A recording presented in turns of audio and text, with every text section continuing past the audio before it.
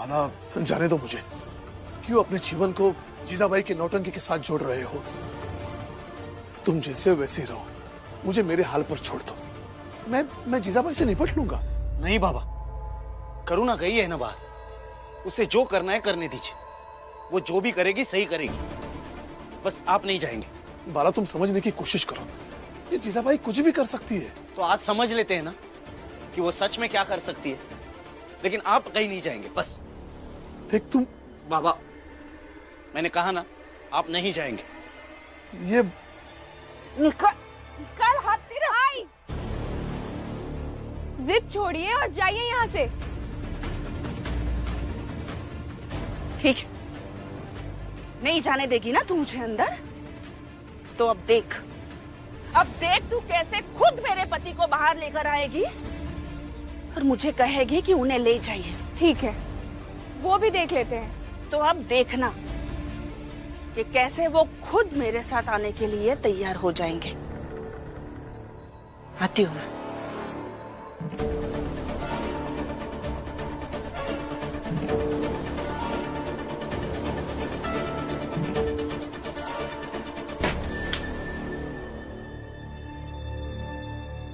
बहू, क्यों हमारे पहले से उलझे हुए रिश्तों में अपना समय बर्बाद कर रही हो?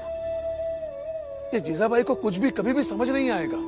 बाबा, इस बार आई को मैं समझाऊंगी, आप चिंता मत कीजिए। मैं भी देखती हूँ वो कैसे आपको यहाँ से ले जाती है। तुम दोनों समझ क्यों नहीं रहे हो? ये जीजाबाई किसी भी हद तक जा सकती है। बाबा, आपकी बहू भी कुछ कम नहीं है, किसी भी हद तक तो ये भी जा सकती है। अगर ये मेरी शराब छुड़वा सकती है तो ये कुछ भी कर सकती है।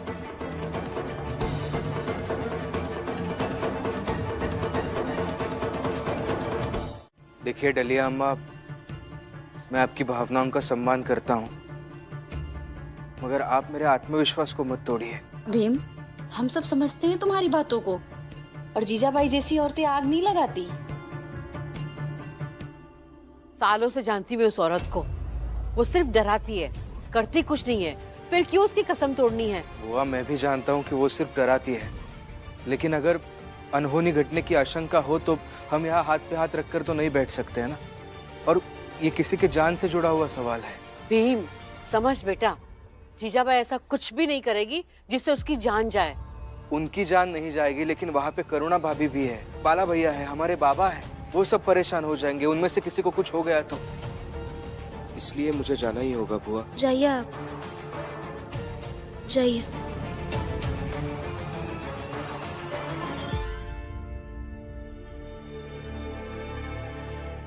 और रमा, तुम नहीं जाओगी?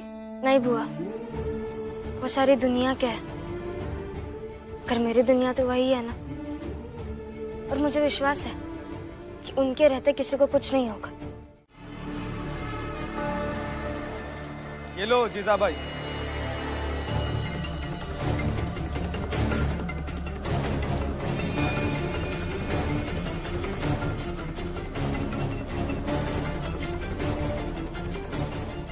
और दिखा दो आज कि जीजाबाई जो कहती है वो करती है। बताओ, उन्हें भेजेगी या जलकर राख हो जाऊं? आती हूँ मैं।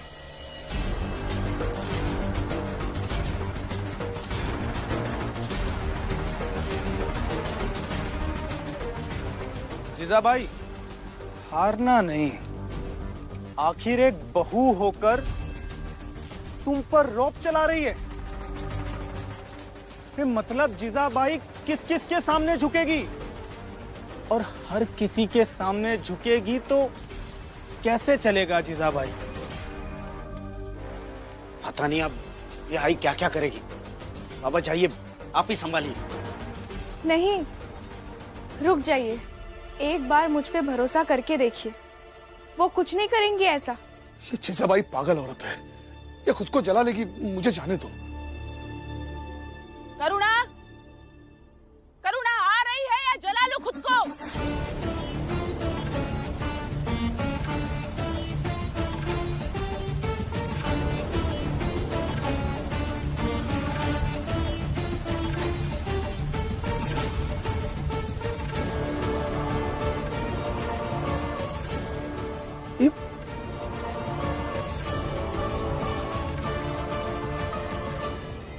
भीम मैं ये समझ नहीं पाता हूँ कि जीजाबाई काकी की इतनी चिंता क्यों हो रही है तुम्हें? क्योंकि मालू वो एक व्यक्ति है, उनमें जान है और हर किसी को जीने का अधिकार होता है। हर व्यक्ति हर किसी के लिए अच्छा नहीं हो सकता, लेकिन किसी ना किसी के लिए तो अच्छा ही होगा ना। और याद रखना, हर जान की एक कीमत होती है। इसलिए मैं जीजाबाई जी को नहीं, उनकी जान को बचाने जा रहा हूँ।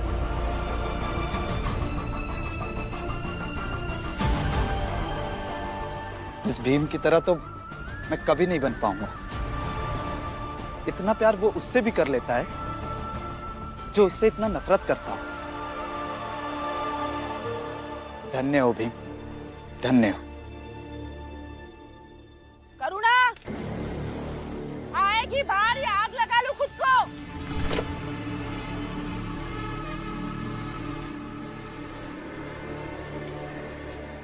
आ गई मैं।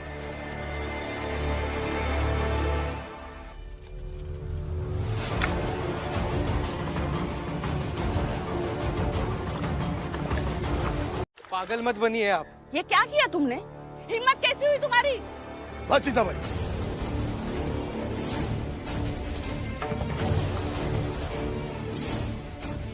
बहुत हो गया। तंग आ गया हूं मैं तुमसे।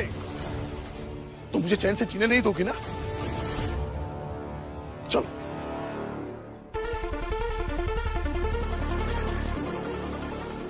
रुकिए।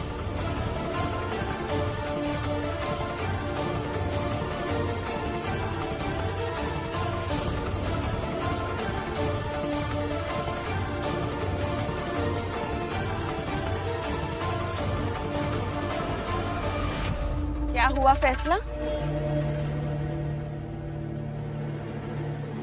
जीजाबाई अपने पति को लेकर जा रही है। इसका मतलब जीजाबाई जीत गई। और अगर जीजाबाई जीत गई तो हारा कौन? सोच लेना।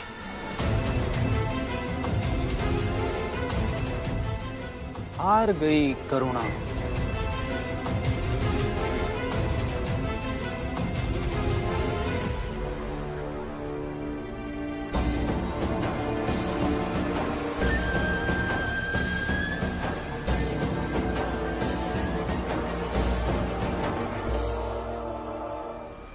मिल गई शांति? ये सब तुम्हारी गलती है। ना तुम आई को कुछ बताते और ना ये सब तमाशा होता। लेकिन तुम तो किसी की सुनते ही नहीं। बाला भैया, भीम सुनने के लिए नहीं बल्कि सुनाने के लिए पैदा हुआ है, क्योंकि भीम कभी गलत हो ही नहीं सकता। ये सही है। हमेशा एक पैरवी करने वाला साथ लेकर चलते हो ताकि हमेशा खुद को सही साबित कर सको, है ना?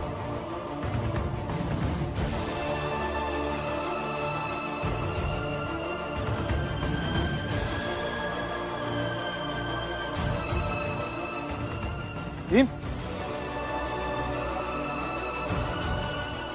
और तुम? क्या जरूरत है ये सब नौटंकी करने की? क्या जरूरत है ये तेल अपने आप पर छिड़कने की? चलो अंदर।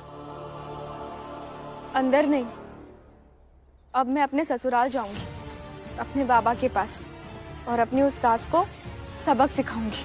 पागल हो गई हो? तुम कहीं नहीं जाओगी। मैं जाऊंगी तो जाऊंगी, और आपको भी मेरे साथ चलना होगा। आज तक मैंने कभी जिद नहीं की उस घर में जाने की, लेकिन आज मैं जिद करूंगी। मैं उस घर में नहीं जाऊंगा।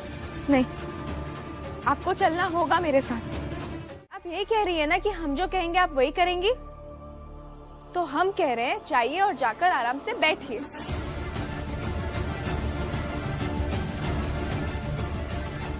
जीजाबाई, जब अपने आप को नौकरानी मान ही रही हो तो नौकरानी मानकर इनकी बात भी मान ले और चुपचाप आराम से बैठ जा। अरे हाँ, आपका तो पति है नहीं ना? आपको क्या पता, जब पति बीमार रहता है तो पत्नी चुपचाप नहीं बैठ सकती।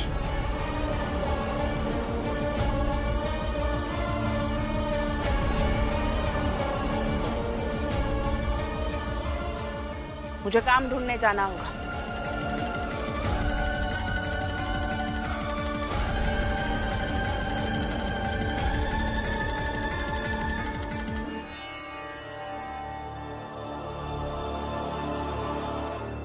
रमा, लक्ष्मी, बहुत दिनों बाद तुम्हारी जेठानी वापस घर लौट कर आई है।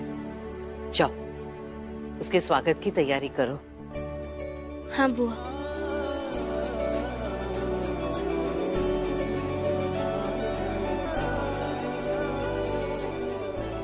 सदा सुहागन रहे।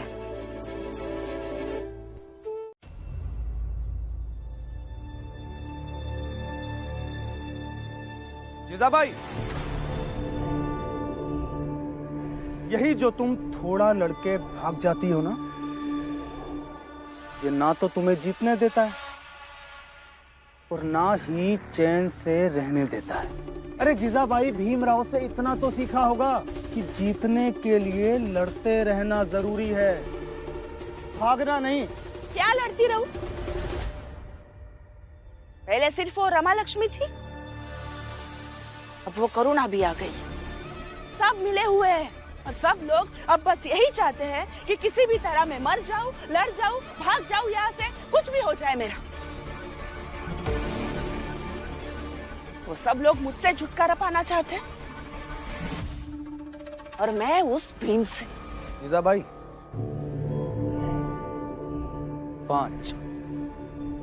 5 विषय और हैं और भीमराव एक भी विषय में फेल हुआ तो फेल।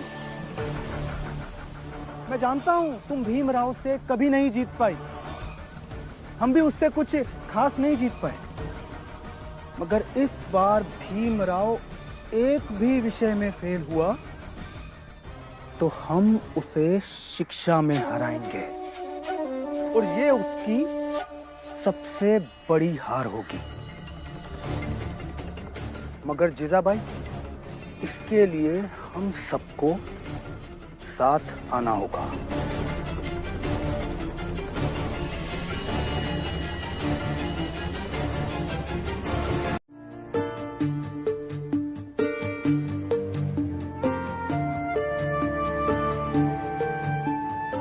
ये चिट्ठी भीमराव को अभी नहीं दूंगा।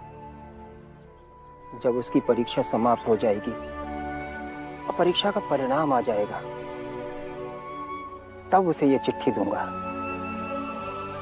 गुरुजी, क्या लिखा है चिट्ठी में? ज्योतिबा फुले जी की सत्यशोधक समाज एक संस्था है।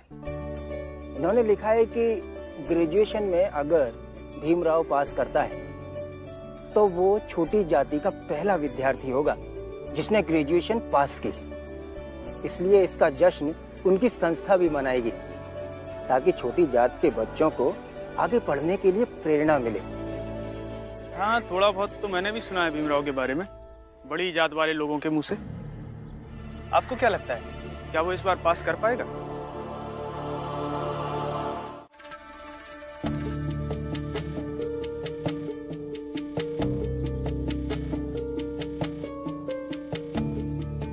बाला भैया, इस घर में आपको रहना है या नहीं रहना? फिलहाल इस विषय पे अभी कुछ भी मत कहिए। क्यों कुछ मत बोलूं? मुझे सच में यहाँ नहीं रहना है। वो तो करुणा मुझे यहाँ जबरदस्ती ले आई। नहीं रहना मुझे यहाँ। हाँ ठीक है, मत रहिए, लेकिन अभी कुछ मत बोलिए, नहीं तो भीम परेशान होगा। भीम की परीक्षा खत्म होने दीजिए, इसके बाद आपको जो अच्छा लगे वो कीजिए, लेकिन अभी कहीं मत जाइए बाला भैया। इसका मतलब मैं तब तक यही रहूं? अगर आप नहीं चाहते हैं कि भीम स्नातक परीक्षा में पास करे तो आप जाइए, आपकी मर्जी है। नहीं, मैं ऐसे क्यों चाहूंगा?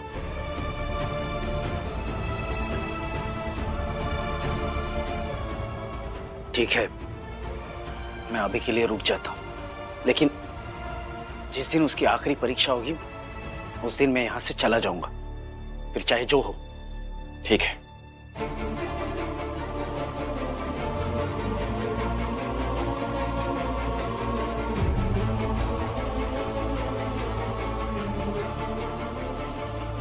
मैं अब आपको इस घर से जाने नहीं दूंगी, ये वादा रहा मेरा।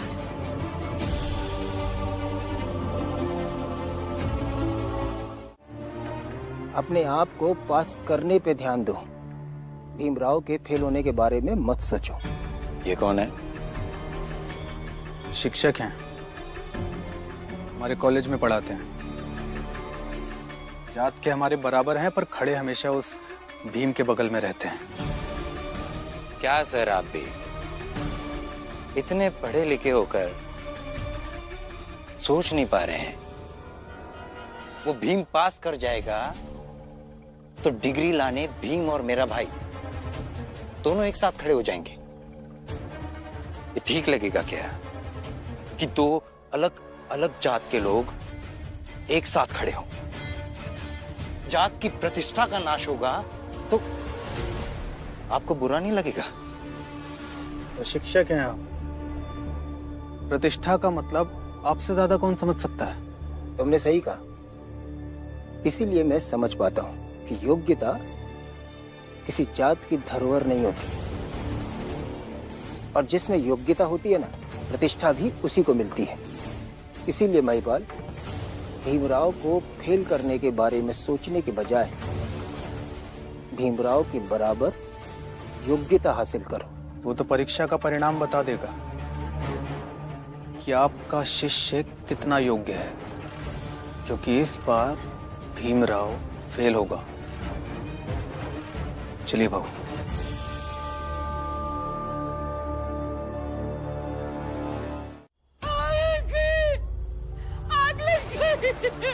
कपड़ा जल गया सब, कपड़ा जल गया, कपड़ा जल गया।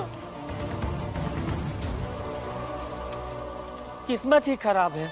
बड़े प्रयास के बाद तो एक घर से कुछ कपड़े मिले थे, वो भी जल गए। अब क्या करोगी? कैसे भरपाई करोगी इसकी? किस्मत खराब है या तुम लोगों ने जला दिया? अरे मैंने कुछ नहीं किया। मैं जब यहाँ आया तो जल रहा था, और फुलिया ने भी तो देखा है कि जब मैं कमरे से निकला उससे पहले से ये जल रहा था। आपने नहीं तो जोकू काका ने जला दिया होगा। सब समझते कि आप लोग क्या कर रहे हैं। लेकिन मुझे बताइए, ऐसी क्या दुश्मनी है आप लोगों की कि किसी को आगे बढ़ते हुए नहीं देख सकते हैं आप? भीमराव, ऐसा है कि जोखू शाम से मेरे कमरे में सोया हुआ है, और बस जोखू ने किया है, इस बात को आधार बनाकर कोई जोखू को अपराधी नहीं बना सकता है। लेकिन मैंने देखा था, जब कपड़े सूख गए थे तो फुलिया काकी ने उन कपड़ों को अंदर रख दिया था, तो ये कपड़े जले कैसे?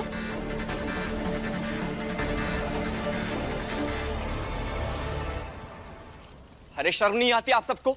आपके साथ रहने वाली स्त्री के साथ ऐसी दुश्मनी, ऐसी लड़ाई? नहीं आनंद भैया, ये एक स्त्री के साथ नहीं लड़ रहे हैं। ये सब इसलिए कर रहे हैं ताकि इनके पुरुष होने की फर्जी महानता को विजेता बना सके। और वो बेचारी फुलिया काकी जीवन के संघर्षों से लड़ाई लड़ रही है। एक बात याद रखिए हितेश काका, जब लड़ाई लड़ने का कारण ही गलत हो तो नतीजा और परिणाम कभी सही नहीं आ सकता। मुझे नींद आ रही है, मैं सोने जा रहा हूं, तुम सब देख लो।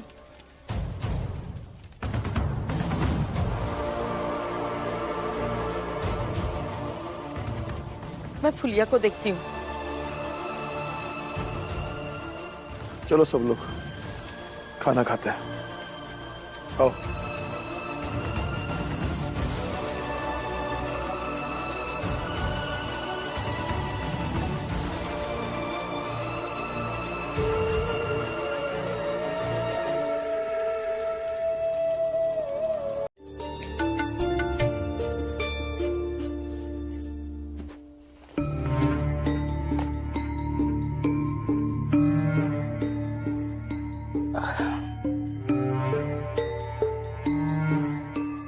तुम सो जा, मैं यही बैठे बैठे पढ़ता रहूंगा।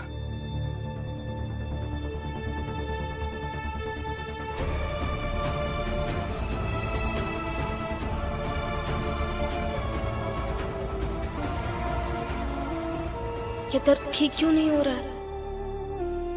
रमा, किसी तरह सो जा, वरना अगर इन्हें पता चल जाएगा ना तो इनका ध्यान भटक जाएगा।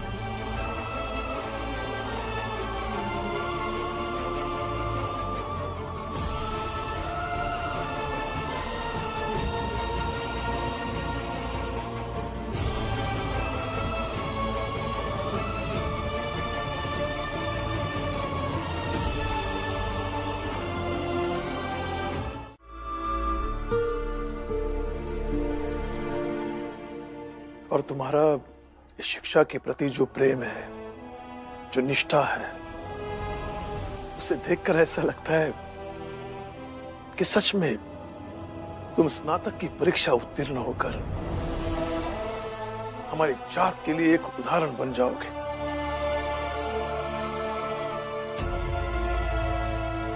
लेकिन बेटा, कभी कभी तो मुझे ऐसा लगता है कि तुम अपना ये नाम भीमराव अंबेडकर देश विदेश में पहुंचाओगे।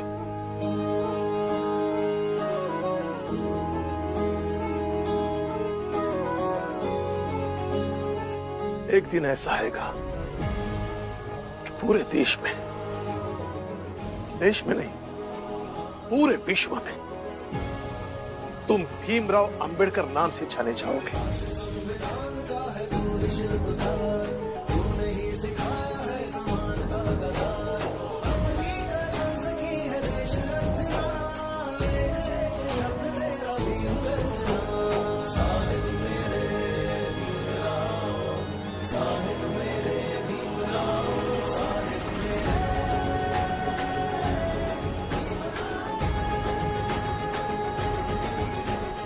करुणा,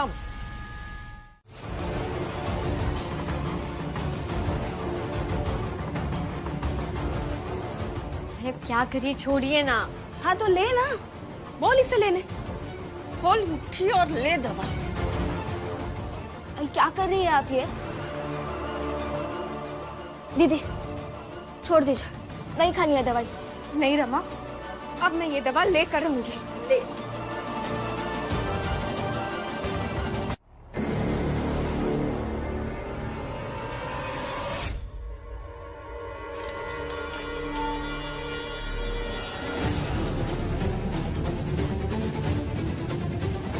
ले।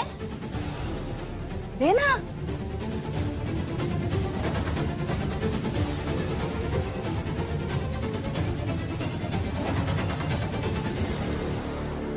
ले, तू ही ले।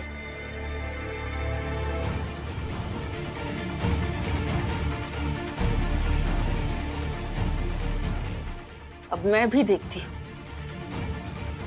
बिना दवा के तू ये दर्द कितनी देर तक सह सकती है।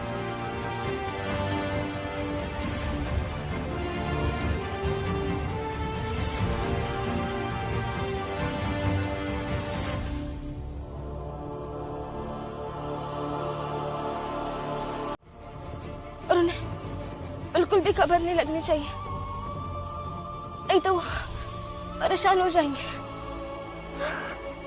नहीं, रमा को कुछ हो जाए और भीम को खबर ना हो, ऐसा कभी नहीं हो सकता।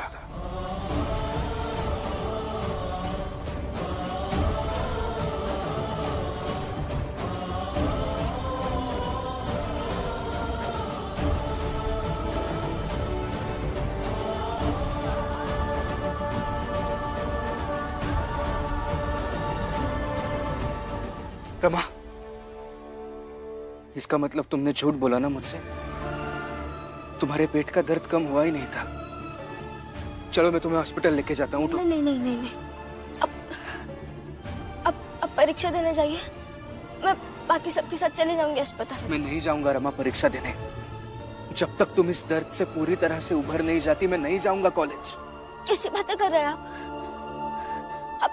आपकी परीक्षा ज्यादा जरूरी है। मेरे लिए तुम ज्यादा जरूरी हो रमा। देखो रमा, आज तक तुमने बहुत त्याग किया है, अब भीम के त्याग की जरूरत है। तभी तो समझ आएगा कि पति और पत्नी का बराबरी का होना चाहिए का भाषण देने वाले भीम और उसके पत्नी में कितनी बराबरी है। आई, अब भड़काइए मत। अब जाइए परीक्षा देने। अब आई की बातों पर ध्यान मत दीजिए, अब जाइए। बाबा कहिए ना इनसे, कहिए ना कि ये जाए परीक्षा देने। नहीं रमा, देखो एक बार मेरी तबीयत ठीक नहीं थी तो परीक्षा छूटी थी ना। आज तुम्हारी तबीयत खराब है, आज भी छोड़ दूंगा परीक्षा। नहीं छोड़ सकते।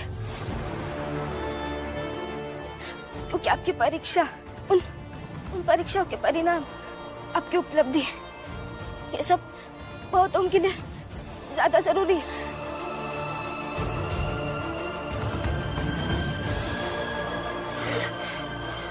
शायद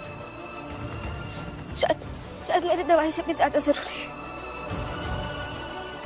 और आप ही कहते हैं ना कि भीमराव अंबेडकर सिर्फ रमाबाई के नहीं है, वो सबके हैं। तो जो सबके होते हैं वो किसी एक के दर्द के लिए रास्तों पर रुक नहीं जाते।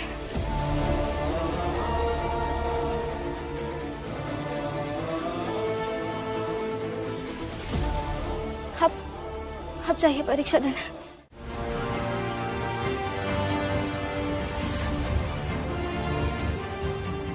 और भीम, आज तो हम नीचे बैठ गए और तुम्हें भी नीचे अपने बराबर बैठने नहीं देंगे। तो आ गए सारे बच्चे?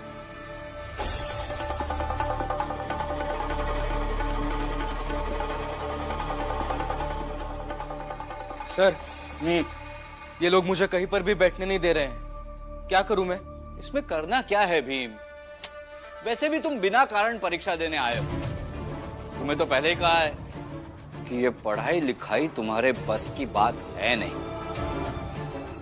अब ये परीक्षा कैसे देनी है ये तुम ही देख लो।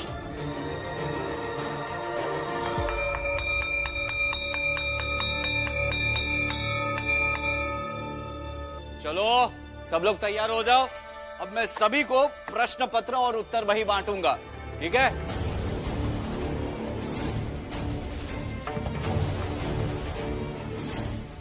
देखिए, मैं आप सबसे कह रहा हूं मुझे बैठकर परीक्षा देने दीजिए, नहीं तो मैं सारे प्रश्न पत्र और कॉपियों को छू लूंगा। तो ये सब आपके लिए अशुद्ध हो जाएगा और मेरे छुए हुए प्रश्न पत्रों से आप सब परीक्षा तो नहीं दे पाएंगे। भीमराव, हम सब तो डर गए। क्यों दोस्तों? ऐसी नौटंकी से डर नहीं जाएंगे हम। सर, देखिए कैसे जबरदस्ती कर रहा है ये भीमराव। बस महिपाल जी, शुक्र मनाइए कि मैंने इन प्रश्न पत्रों को छूने की बात करके परीक्षा देने का रास्ता ढूंढ निकाला है, वरना तरीके बहुत सारे हैं मेरे पास। अनुमान है तुम्हें कि तुम अपने शिक्षक के सामने धमकी भरी भाषा में बात कर रहे हो?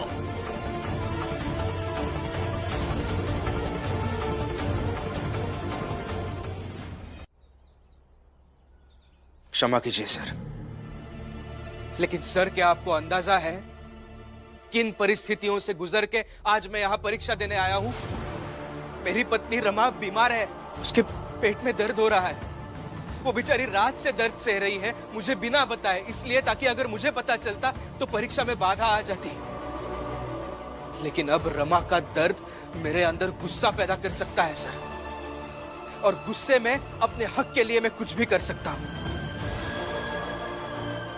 इसलिए मैं फिर एक बार आप सबसे कह रहा हूं कि अच्छे से मुझे यहां बैठकर परीक्षा देने दीजिए।